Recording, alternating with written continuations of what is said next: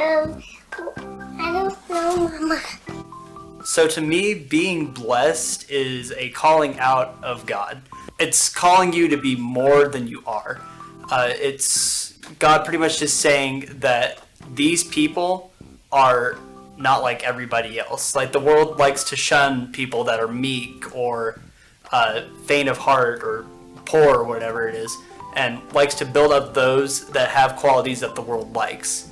God doesn't do that. God looks at the minorities. He looks at the people that the world doesn't want and says, those people are blessed and those people will inherit my kingdom. Bless means joy. It means more of a internal blessing than an external blessing. I think people have this fixed idea that blessing correlates with happiness, and it definitely has connections to that. But I think the blessed that it's talking about with the Beatitudes, it's talking more about a spiritual blessing and more of a blessing that comes from the inside rather than the outside. Definitely blessings can come from the outside and through those sorts of things, but I think a lot of the times people equate blessed to like wealth or to material things, and I don't necessarily think that's what it's talking about here. I think it's talking about you are happy and joyful on the inside no matter what your external circumstances are, and that's because you are living out the way that Jesus is telling you to live because you have Jesus, and that's why you're internally blessed, and that's why you are blessed by these actions. It's because they're honoring and going to the Father, and nothing on the outside is going to shake that confidence and joy that comes from the Lord.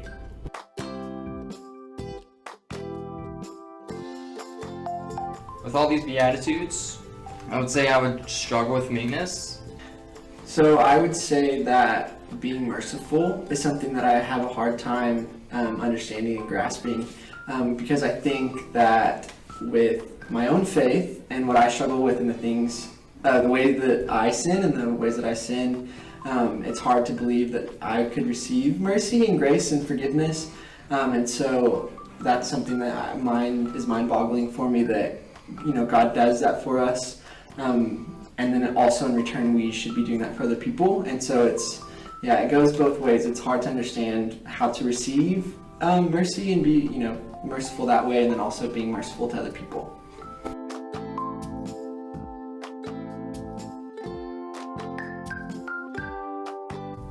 I've always thought of it as the step before coming to God. So like when we realize that we're sinners without Him, and whenever we, realize that we need to come to Him to understand, what it's like to be living in a perfect life, living in a life that is directed by Him, and then finding that reward on earth, or finding it in the kingdom of heaven. I think it could mean to maybe be empty of yourself. There are times where you reach rock bottom, and that's when you start looking to God.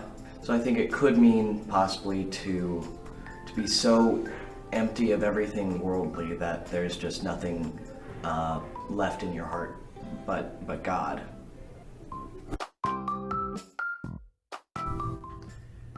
I believe that whenever we get to that state where we understand that we need God, we just are running after Him, we're definitely going to receive that whenever we get to heaven. I would say also, I think that we're able to have glimpses for sure as well here on earth. I don't know if we'll get that to the full extent. At least at this point, I'm not sure. But I would say for sure that once we get to heaven, yes. When we're poor in spirit, we realize that we're sinful and that we've messed up, and so that's what poor in spirit is. And so when we're poor in spirit, we find that we can't do it on our own, but that Jesus came and saved us, and that's what I think we find here on this earth. We find the hope in Jesus for the kingdom to come. And so I think that we might get a glimpse of it here with our brothers and sisters and worshiping God and feeling His presence. But I think the real kingdom of heaven comes when when we die or when he comes back in the second coming, I think that's where we find the real kingdom of heaven, where we get to see Jesus and God. We get to see his real glory and feel true fulfillment.